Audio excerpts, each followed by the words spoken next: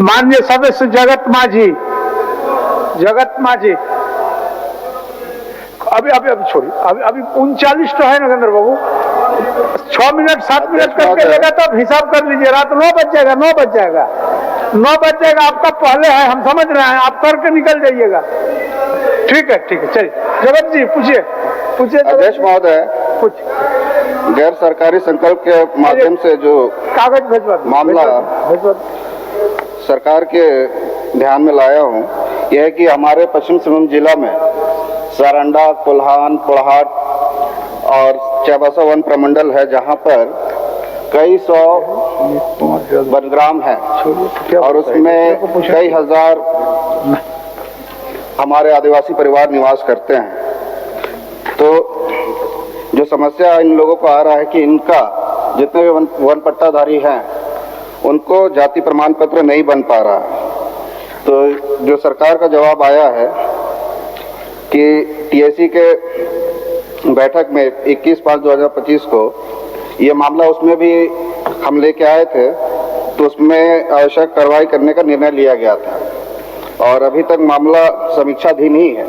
तो मेरा सरकार से ये जानना है कि ये काम कब तक पूरा होगा। माननीय मंत्री जी, कार्मिक प्रशासनिक सुधार तथा राजभाषा विभाग। अध्यक्ष महोदय, ये बात सही है कि वनग्रामों में जिसका वन पट्टा हम लोग निर्गत किए हैं, ऐसे परिवारों को कठिनाई हो रही है जाति प्रमाण पत्र निर्गत नहीं होने के संबंध में, और उन्होंने माननीय सदस्य स्वीकार किया कि टीएससी में भी मामला को उठाया था। ये समीक्षा सरकारी स्तर पर चल रही है अध्यक्ष महोदय, और प्रयास होगा कि अगले बजट सत्र के पहले इस पर हम लोग कोई ठोस निर्णय ले लेंगे अध्यक्ष महोदय। माननीय सदस्य, ठीक है सर, ठीक, मैं धन्यवाद, पैसा वापस लेता हूँ। माननीय सदस्य देवेंद्र कुंवर जी।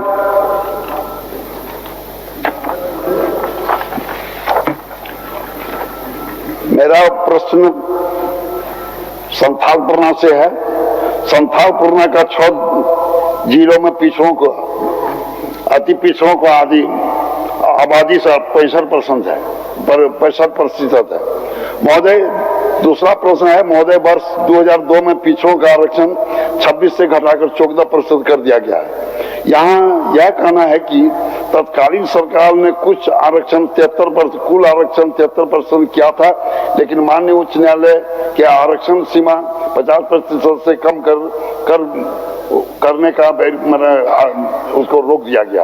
अतः महोदय, वर्ष 2009 में जब माननीय शिबू सोरेन जी के नेतृत्व में सरकार बनी तो पिछड़ों अति पिछड़ों का आरक्षण शून्य कर दिया गया।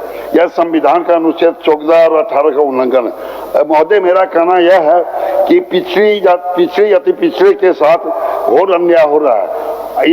इनको विचार घोर अन्याय हुआ, इसको विकास, सामाजिक, आर्थिक, पारंपरिक, सांस्कृतिक और राजनीतिक सभी प्रभावित हुए हैं। सरकार जांच कर पिछड़ों का साथ इंसाफ करे, यही मेरा कहना है महोदय। माननीय मंत्री जी।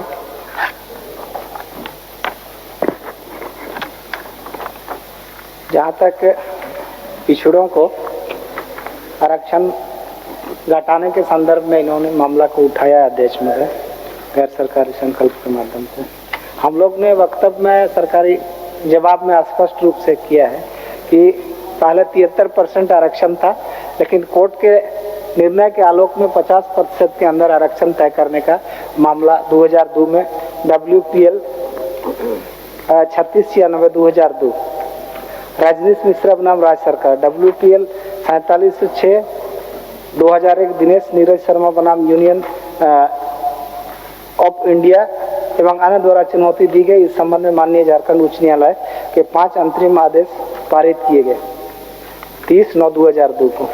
उक्त अंतरिम आदेश को आंशिक रूप से संशोधित करते हुए एक और आदेश पारित किया गया। माननीय उच्च न्यायालय के उक्त अंतिम आदेश एवं संशोधन आदेश के अनुसार झारखंड पदों एवं सेवाओं की रिक्तियों में आरक्षण 50% तक सीमित रखी जाए और इसका निर्धारण करने के लिए राज्य सरकार स्वतंत्र होगी। तो उस आलोक में 73% से आरक्षण की सीमा को घटाया गया। उसमें यह तय किया गया कि उस क्षेत्र में अनुसूचित जनजाति एवं अनुसूचित जातियों को पहले तय किया जाए और बाकी बचे हुए जो प्रतिशत होंगे उसमें पिछड़ी वर्ग के पिछड़ा 1 और पिछड़ा 2 को मौका उसमें दिया जाए, इस आधार पर तय किया गया, जिस कारण से 26% से कम होके ये 14% में आया अध्यक्ष महोदय।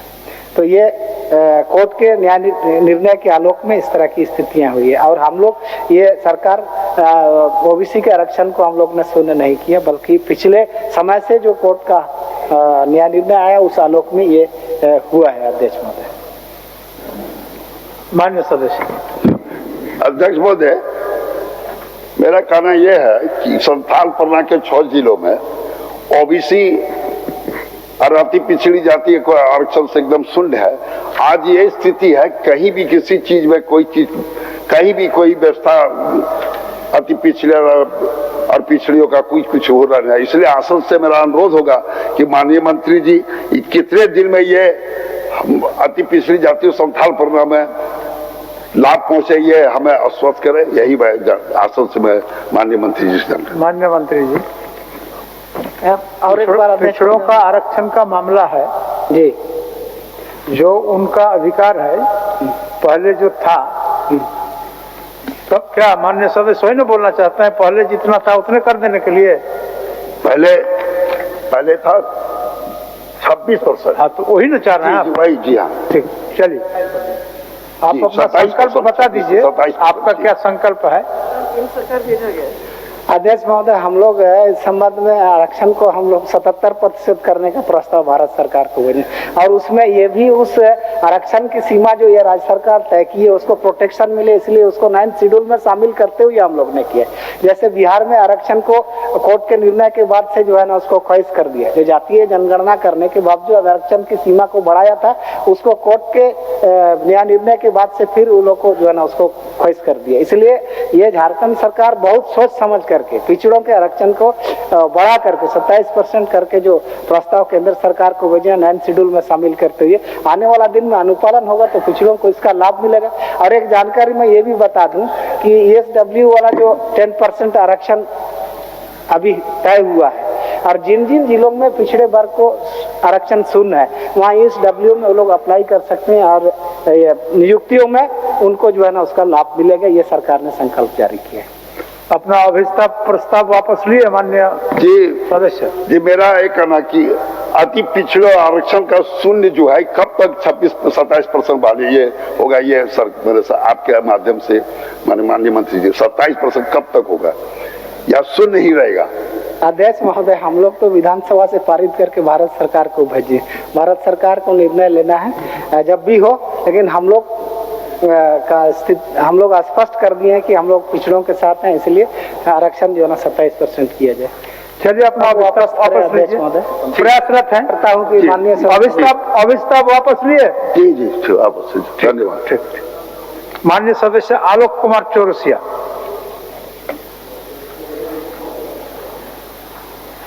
मेरा सवाल डाल्टनगंज विधानसभा क्षेत्र से जुड़ा हुआ है महोदय। ये सभा राज्य सरकार से अभिप्राय करती है कि डाल्टनगंज विधानसभा क्षेत्र के भंडरिया प्रखंड गढ़वा जिला के ग्राम तेहारो, हरता, कोरून, बिचका कोयला का भंडार का प्रचुर मात्रा में है। यदि सरकार राजस्व के हित में और जनहित को ध्यान में रखकर खनन कार्य के चालू कराती है तो यहाँ के स्थानीय रोजगार और युवाओं का रोजगार साधन उपलब्ध होगी, यह सरकार के राजस्व की प्राप्ति होगी। अतः उस परिक्षेत्र में जनहित मांग करता हूँ कि उस वर्णित स्थल पर राज्य सरकार सर्वे कराकर खनन की कार्य चालू कराए। अध्यक्ष महोदय, आपने उत्तर पढ़ लिया? उत्तर पढ़ लिया। जवाब आपने उत्तर पढ़ लिया? उत्तर पढ़े हैं महोदय, मैं उत्तर पढ़ लिया हूँ और इसमें उत्तर में भी साफ लिखा है कि भारत सरकार। जी। तो मैं मंत्री जी से ये कहना चाहता हूँ क्योंकि वो तमाम क्षेत्र ऐसे हैं महोदय कि आज भी वो सब क्षेत्र सड़क के लिए तरसता है। आज आजादी के बाद भी चाहे फॉरेस्ट का परेशानी हो या फिर वैसे क्षेत्र आज भी सड़क नहीं बना है महोदय। माननीय मंत्री जी, तो मैं आपसे आग्रह करता हूँ खान एवं भूतत्व विभाग। माननीय अध्यक्ष महोदय, माननीय सदस्य की जो चिंता है उस चिंता को हम लोग उत्तर में उनकी चिंता को स्थान दिए हैं कि महोदय की कोल्ड ड्रिंक खुलना चाहिए। हम भी चाहते हैं महोदय, राज्य सरकार भी चाहती है कि कोल्ड ड्रिंक खुले, लेकिन कई बाधाएं भी होती है महोदय। Mines and mineral development and regulation act 1957 ये साफ कहता है महोदय कि कोयला बृहद खनिज की श्रेणी में आता है, जिसका अन्वेषण और खनन पट्टा का आवंटन कोल मंत्रालय भारत सरकार करती है महोदय। अब उस परिप्रेक्ष्य में राज्य सरकार का कहाँ भूमिका है महोदय? हम लोग इस विषय में पत्राचार किए हैं महोदय कि भाई अतिशीघ्र कोल्ड ड्रिंक खुले तो राज्य में रोजगार का सृजन होगा, राज्य में राजस्व की प्राप्ति होगा। हम लोग भी प्रयासरत हैं महोदय। तो माननीय सदस्य को यह कहना चाहेंगे कि हम लोग भी इसमें प्रयासरत हैं, इस दिशा में आगे बढ़े हैं कि राज्य का राजस्व के साथ साथ रोजगार मिले। तो माननीय सदस्य को मैं आश्वस्त करना चाहता हूं महोदय। एगो पूरक लेता है। माननीय मंत्री जी ने जवाब जो दिया है, अच्छी बात है कि ये भारत सरकार, लेकिन आपकी सरकार है, आप अगर यहाँ से प्रस्ताव भारत सरकार को देते हैं तो अच्छा रहेगा, क्योंकि वो तमाम ऐसे क्षेत्र है महोदय, अति पिछड़ा क्षेत्र, आदिवासी समाज का से क्षेत्र से बड़ा हुआ गांव है। तो मेरा आपसे एक ही आग्रह है कि आप अपने सरकार, हम अब इस विधानसभा का हम सदस्य हैं, तो हम इस विधानसभा में उठाएंगे और हमारी बात को आपको पहुंचाना है भारत सरकार तक। भारत सरकार के पास इस बात को रखना ये राज्य सरकार का काम है। तो मेरा आग्रह है महोदय कि वो जितना गांव है उस गांव में, मैं आपको संक्षेप में बताना चाहता हूं कि उस क्षेत्र में आज तक सड़क नहीं बना है महोदय। हम लोग क्षेत्र में जाते हैं तो परेशानी हम लोग को झेलना पड़ता है। तो मैं आपसे मांग भी करूंगा कि उस क्षेत्र का सड़क का भी दुर्दशा बनाया जाए महोदय। तो माननीय मंत्री जी से मेरा आग्रह है कि अब जरूर संतुष्ट करें कि भाई हम आपकी प्रस्ताव भारत सरकार को भेजने जा रहे हैं। ठीक ठीक, चलिए। अध्यक्ष महोदय, माननीय सदस्य का चिंता लाजमी है महोदय, और हम तो आश्वस्त कर रहे हैं इस संबंध में पत्राचार राज्य सरकार कर रही है, और हम लोग प्रयासरत रहे महोदय कि अतिशीघ्र उस कोल्ड ड्रिंक खुले और राज्य का राजस्व के साथ साथ रोजगार भी बढ़े और वहाँ का चौमुखी विकास हो। हम लोग चाहते हैं महोदय, हम लोग इस दिशा में बढ़े हुए हैं। तो हम माननीय सदस्य से आग्रह करेंगे कि अपना अविस्ताव वापस लीजिए, हम इस दिशा में बढ़े हुए हैं। चलिए, अपना अविस्ताव वापस लीजिए। ठीक है अध्यक्ष महोदय, धन्यवाद। माननीय सदस्य श्रीमती निशा तालम जी। अध्यक्ष महोदय, यह सभा राज्य सरकार से अभिस्ताव करती है कि साहिबगंज जिला मुख्यालय से बरारुआ प्रखंड मुख्यालय की दूरी लगभग 72 किलोमीटर है, जबकि पाकुड़ जिला मुख्यालय से बरारुआ प्रखंड मुख्यालय की दूरी मात्र 22 किलोमीटर है। अतएव साहिबगंज जिला से बरारुआ प्रखंड अलग कर पाकुड़ जिला में शामिल करने की वर्षों पुरानी आम जनों की मांग को महत्व देते हुए सरकार बरारुआ प्रखंड को पाकुड़ जिला में शामिल करने संबंधी विषय पर कार्रवाई सुनिश्चित करे। माननीय मंत्री जी।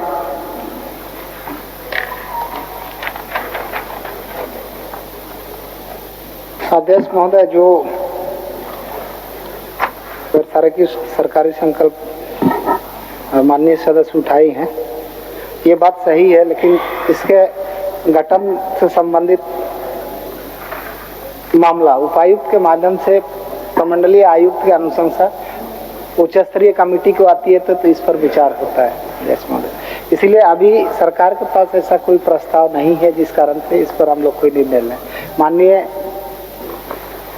सदस्य मैं आग्रह करता हूं कि प्रस्ताव को उपायुक्त और प्रमंडलीय आयुक्त के माध्यम से सरकार तक भेजवाने का प्रयास करें, और माननीय सदस्य आग्रह करता हूं कि अविस्ताव को वापस लें। माननीय सदस्य। जब अध्यक्ष महोदय, जवाब मिला है। मैं विभाग द्वारा उपलब्ध कराए गए जवाब के शब्द जाल में फंसने नहीं चाहती हूँ। अध्यक्ष महोदय, राज्य के माननीय मुख्यमंत्री श्री हेमंत सोरेन जी की हमेशा चिंता रही है कि राज्यों के आम लोग तक सरकार की योजनाएं पहुंचे। इसी उद्देश्य से माननीय मुख्यमंत्री के आदेश पर राज्यों के सभी पंचायत में प्रत्येक वर्ष आपकी योजना, आपकी सरकार, आपकी द्वार कार्यक्रम के माध्यम से सरकार के पदाधिकारी पंचायत में जाकर आम जनों की समस्या सुनते हैं और उसका समाधान किया जाता है। अध्यक्ष महोदय, मैंने गैर सरकारी संकल्प के माध्यम से साहिबगंज जिला के बरहरुआ प्रखंड को पाकुड़ जिला में शामिल करने का आग्रह की हूँ। अध्यक्ष महोदय, बरहरुआ से साहिबगंज जिला मुख्यालय दूरी 72 किलोमीटर है, जबकि पाकुड़ जिला मुख्यालय की दूरी मात्र 22 किलोमीटर है। अध्यक्ष महोदय, जवाब में कहा गया है कि कोई प्रस्ताव प्राप्त नहीं है। अध्यक्ष महोदय, मैं माननीय मंत्री से जानना चाहती हूँ कि कब तक सभी विभागीय प्रक्रिया पूरी कर विधिवत प्रस्ताव मांग किया जाएगा। अब तक प्रस्ताव की मांग की गई है या नहीं। अध्यक्ष महोदय, इस संबंध में कोई प्रस्ताव लंबित नहीं है। उपायुक्त के यहाँ ना प्रमंडलीय आयुक्त के यहाँ कोई प्रस्ताव नहीं आया है मैडम इस संबंध में। माननीय सदस्य से आग्रह होगा कि आप अपने स्तर से उपायुक्त के माध्यम से प्रस्ताव भिजवाएं। हम लोग जरूर इस पर कोई निर्णय लेंगे। अध्यक्ष महोदय, उच्च स्तरीय कमेटी इस पर निर्णय लेती है, मुख्य सचिव की अध्यक्षता में जो कमेटी होती है। माननीय प्रस्ताव सदस्य, आएगा तो हम लोग जरूर विचार करेंगे। माननीय सदस्य, मैं आग्रह करता हूं कि आपका विषय अध्यक्ष महोदय, मैंने माननीय मुख्यमंत्री जी से आग्रह करती हूँ कि आज सदन में घोषणा करने की कृपा करें। 2026 के स्थापना दिवस तक सभी प्रक्रिया पूरी कर साहिबगंज जिला के बरहरुआ प्रखंड को पाकुड़ जिला में शामिल कर लिया जाएगा। अध्यक्ष महोदय, इस तरह का प्रस्ताव आने पर हम लोग विचार करेंगे। माननीय सदस्य को इसलिए आग्रह कर रहे हैं कि आप माननीय सदस्य, इसमें एक प्रक्रिया होता है। आपका जो विषय है 72 किलोमीटर दूरी पर प्रखंड अवस्थित है, जबकि जिला मुख्यालय आपको मात्र 22 किलोमीटर दूरी पर ही उपलब्ध है। तो उस प्रखंड को साहिबगंज जिला से पाकुड़ जिला लाने का सवाल है। तो ये विषय माननीय मंत्री जी, माननीय मंत्री जी, आप जैसे हाई पावर कमेटी का बैठक बिना आपका आदेश से तो संभव नहीं होगा। हाई पावर कमेटी, आपको निर्णय लेना पड़ेगा। हाई पावर कमेटी का आदेश होगा तब नया ब्लॉक को सृजन होगा या किसी ब्लॉक को इधर से उधर करने का दिशा निर्देश दिया जाएगा।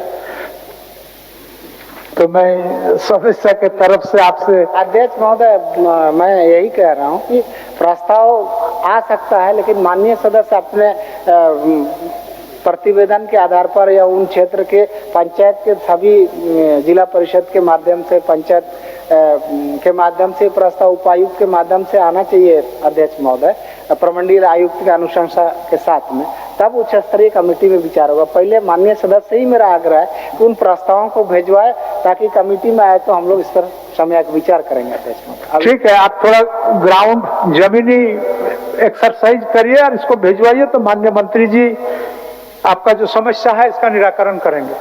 अभिस्ताप वापस ले लीजिए, अभिस्ताप वापस ले लीजिए। अध्यक्ष महोदय, मैं इस उम्मीद के साथ वापस लेती हूँ कि सरकार द्वारा विधिवत प्रस्ताव मंगवा कर बरहरुआ प्रखंड को पाकुड़ जिला में 15 नवंबर 2026 तक शामिल कर लिया जाएगा। शुक्रिया।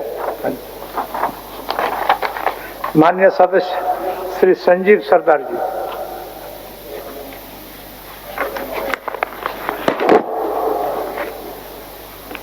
महोदय, मेरा प्रश्न यह है कि ये सभा राज्य सरकार से अभिस्ताव करती है कि भूमि जनजाति समुदाय की आबादी 4 लाख से अधिक है, जो झारखंड राज्य के धालबुंग, पूर्वी सिंहभूम, पश्चिम सिंहभूम, सरायकेला खरसुआ जिले में प्रमुख रूप से निर्वासित है।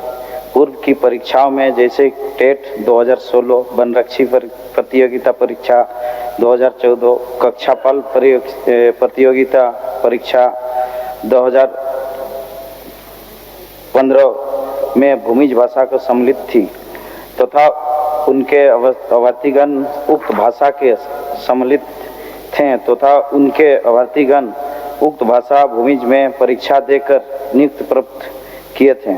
लेकिन 2023 में जारी संशोधित नियमावलियों में भूमिज भाषा को सूची से विलोपित कर दिया गया, जिसके कारण भूमिज समुदाय के गहरा असंतोष प्राप्त है। ये कृत भारत के संविधान के अनुच्छेद 353A में प्रावधानित स्थानीय जनजातीय भाषाओं सुरक्षा हनन है, जो बेहद गंभीर विषय है। तो उपयुक्त वर्णित तथ्य के आलोक में 10 जेटेट जेपीएससी द्वारा आयोजित सभी प्रतियोगी परीक्षाओं में भूमिज भाषा को पुनः शामिल किया जाए। माननीय सदस्य, माननीय मंत्री।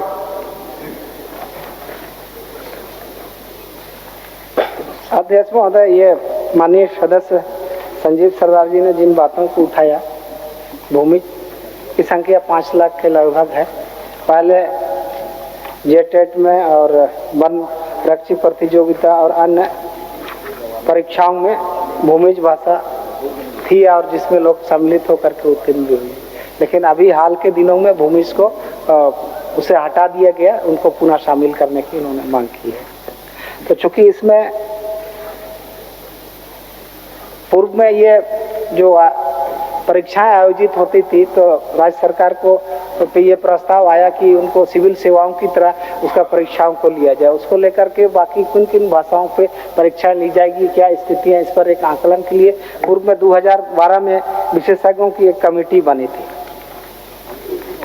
जिसमें अनुशंसा के आलोक में इस तरह की सभी जनजातीय, क्षेत्रीय एवं सभी भाषाओं को इसमें शामिल किया गया था। और फिर से इस तरह की बातें दोबारा उठी तो एक बार विधानसभा की कमेटी भी इसमें बनी कि ये जो भाषाओं की स्थितियां हैं परीक्षाओं में, प्रतियोगिताओं में, किन किन भाषाओं को शामिल किया जाए, नहीं किया जाए सिविल सेवाओं की परीक्षाओं की तरह। तो उसमें विधानसभा कमेटी में उस समय माननीय सरयू राय जी उसके चेयरमैन रहे और स्टीफन भी उसके सदस्य रहे और वित्त मंत्री वर्तमान वो भी रहे। तो उन्होंने उस समय भी भूमिज को उससे मतलब अलग रखा। तो चूंकि 2 विशेषज्ञों की कमेटी और विधानसभा की कमेटी ने एक रिपोर्ट देने के बाद इस तरह की स्थितियां हुई है, तो इसलिए ये फिलहाल तो हम ये कहेंगे कि और भी जनजातीय भाषाएं जैसे मालपहाड़ी, पहाड़िया, इस तरह की और भी भाषाएं हैं, इन सभी पर उस समय तक निर्णय नहीं लिया जा सकेगा जब इस पर कोई पुनर्विचार नहीं होगा। इसलिए आने वाला दिन में और भी भाषाओं पर इस तरह की बात उठेगी तो सरकार उसको देखेगी। अध्यक्ष महोदय। माननीय सदस्य, बात यह है अध्यक्ष महोदय, और विस्तार वापस बात यह है अध्यक्ष महोदय, ये आदिवासी जनजातियों की बात है और ये सरकार आदिवासियों को संरक्षण देने वाला सरकार है। अगर कोई समाज में उनका भाषा ही नहीं रहे तो आने वाला दिन में उनका अस्तित्व अपने आप समाप्त हो जाएंगे। तो कहीं ना कहीं जरूरी है अध्यक्ष महोदय, आज अगर कहीं परीक्षा में उन लोग शामिल नहीं होते हैं तो काल के दिन में कोई के नियुक्ति आएंगे तो उन समाज के बच्चे लोग सभी वंचित रह जाएंगे। तो अति आवश्यकता है अध्यक्ष महोदय भूमिज भाषा को सभी प्रतियोगिता परीक्षा में शामिल करने के लिए। माननीय मंत्री जी, माननीय सदस्यों को संतुष्ट जनजातीय भाषा से संबंधित है अध्यक्ष महोदय, इसलिए सरकार गंभीर है, हम लोग इस पर विचार करेंगे। अरे कहाँ चले सुबह सुबह? अरे चिंटू इंजीनियर, घर बन रहा है ना, TMT रिबार लेना है। कौन सा? कोई भी सस्ता वाला। और नया फोन ये कैसे लिया? ये स्टोरेज, कैमरा, डिस्प्ले सब चेक करके लिया है। अच्छा, तो फोन के लिए इतना रिसर्च और घर के लिए? मतलब टाटा स्टील आशियाना पे रिसर्च करोगे तभी पता चलेगा कि टाटा टिस्कॉन 550 SD में है बेहतर ताकत और लचक, जो आपके घर को दे सुरक्षा के साथ सेविंग्स भी। क्या हुआ? पहले रिसर्च करनी है ना। टाटा टिस्कॉन 550 SD, समझदार बने, बेहतर चुने। घर रहने का मकान भर नहीं, ये खुशियों की तिजोरी है। दरवाजे पर दस्तक देता पड़ोस, खिड़कियों से उमड़ आता आसमां, तारों में उलझी ऐसी ना जाने कितनी दास्तां। कहती हैं चले डायमंड सिटी, एक सफर हम सफर के साथ अपने घर तक। Diamond city, life long bonding, 500 से ज्यादा खुशहाल डायमंड परिवार। जल्दी करें, सिर्फ 200 फ्लैट बाकी। आज ही बुक करें अपना आशियाना।